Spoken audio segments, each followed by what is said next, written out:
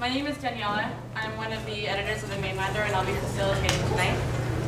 There are other editors here as well. Maria Wallstam, right there, blonde lady in the front. Nate Crompton here in front.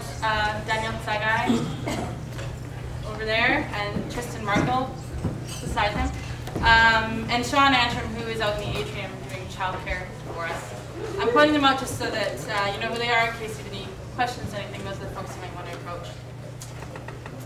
I begin by taking a moment to acknowledge that we are gathered on the traditional Coast Salish territories belonging to the Squamish, Musqueam, and Tsleil-Waututh. And I'd like to frame my acknowledgement around the discussion that we'll be having tonight and invite everyone to reflect on the significance of our relationships to place and land, to ongoing colonialism with respect to migrant justice work, and the need for making Vancouver a sanctuary city in all of this context. The idea at the core of Sanctuary City is to make cities a place where all its inhabitants can access services without the fear of reprisal due to their immigration status. Whether it's local police stations, food banks, community kitchens, homeless and women's shelters, our public schools, or even registering to receive Christmas gift hampers as a low-income family. All city residents, in particular those without full immigration status, should be able to access those services without fear. In introducing this idea of a sanctuary city, though our focus is on making it real in Vancouver, it's useful to look at Toronto as a model, as something to aspire toward.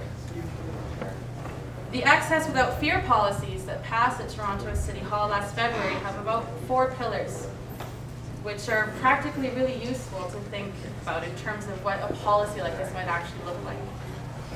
First of all residents of Toronto have access to city services, housing, education, emergency services, healthcare, food banks, and social services, which are not discriminatory on the basis of immigration status.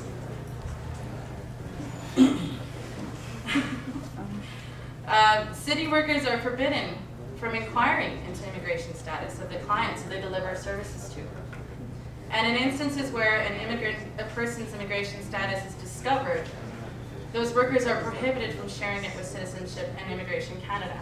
And lastly, municipal funds and resources will not be used to enforce any federal immigration laws. In my conversations with people who don't know that Toronto was recently declared a sanctuary city, often their first reaction is, wow, really? With Rob Ford over there? But really the story about these access without fear policies doesn't have as much to do with council chambers or policy documents as it does with community.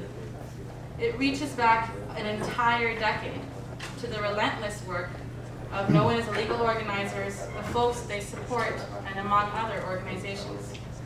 It began with an art therapy program in an immigrant detention center. It involved community rallies, mass mobilizations aimed at the Toronto Police Services Board, at the Toronto District School Board. It involved hundreds of feminist and anti-violence organizers creating a shelter, sanctuary, and status campaign. Many visits to City Hall, as well as immense community pressure to ensure that no Torontonians would fear being arrested in the lineup of their local food bank, for example. Long before it received support at City Council, the hard fight for it began with discussions a lot like the one that we're having this evening. In that sense, while we look to other examples and successes, our own process in achieving Sanctuary City, as our panelists will show you, has already begun. With their work, with work that's like it, and of course with discussions like ours.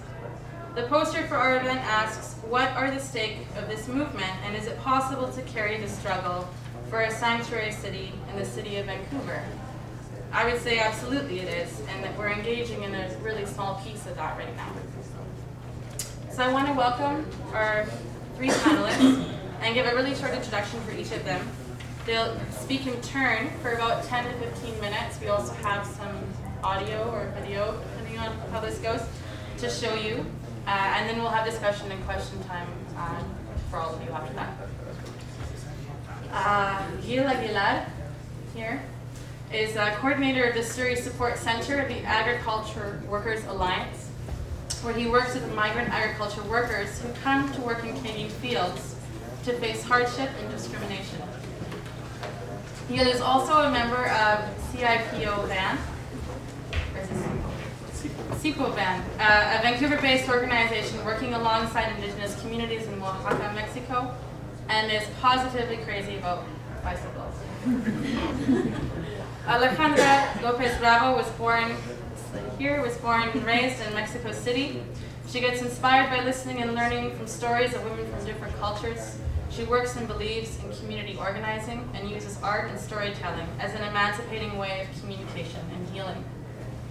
Her involvement with immigrant and refugee women and youth is connected to her personal journey of redefining identity and belonging, as well as to her commitment to address sexism, racism, and poverty. Alejandra organizes with Sanctuary Health here in Vancouver, which is formed by community health workers, community organizers, and very committed people from diverse backgrounds and experiences that believe that all migrants should have access to health care. They have been raising awareness about the devastating impacts of the interim federal health program cuts on refugee communities and are committed to advocate for health for all.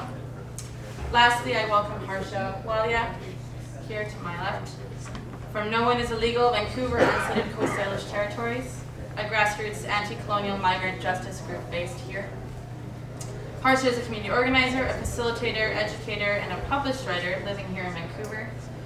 I already said that. Yeah, I wrote a bio for you. She's like, I'm not giving you a bio. I'm like, oh, I'm the right one.